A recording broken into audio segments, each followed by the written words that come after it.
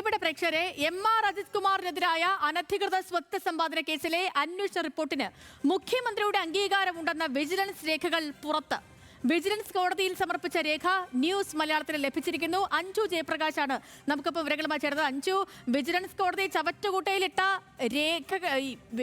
റിപ്പോർട്ടാണ് അത്. ഇപ്പോൾ പുറത്തു വന്നിരിക്കുന്ന രേഖകൾ എന്താണ് പറയുന്നത്? വിവരങ്ങൾ എങ്ങനെയാണ്?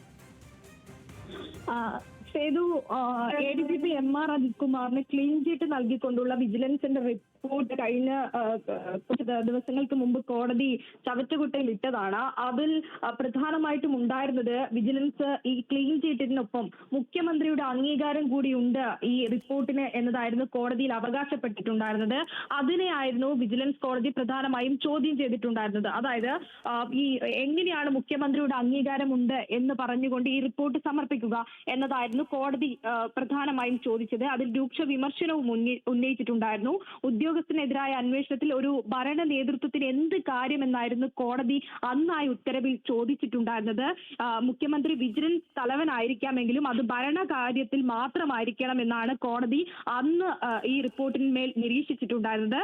റിപ്പോർട്ടിൽ മുഖ്യമന്ത്രിയുടെ അംഗീകാരം തേടിയത് നിയമവിരുദ്ധമാണെന്ന് വിജിലൻസ് കോടതി അന്ന് ചൂണ്ടിക്കാട്ടിയിട്ടുണ്ടായിരുന്നു. ആ മുഖ്യമന്ത്രി വിജിലൻസിന് നൽകിയ രേഖകളാണ് ഇപ്പോൾ ന്യൂസ് മലയാളത്തിന് ലഭിച്ചിരിക്കുന്നത്.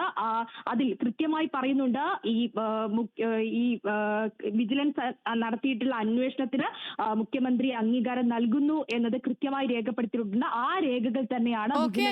ശരി, അപ്പൊ മുഖ്യമന്ത്രി എല്ലാം വായിച്ച് ബോധ്യപ്പെട്ട് ഒപ്പിട്ട ആ രേഖകളാണ്, ആ റിപ്പോർട്ടാണ് കഴിഞ്ഞ ദിവസം അദൃശ്യ ശക്തിയുടെ ഇടപെടലുണ്ട് എന്നുള്ള നിരീക്ഷണത്തോടു കൂടി വിജിലൻസ് കോടതി ചവറ്റുകുട്ടയിലിട്ടത്.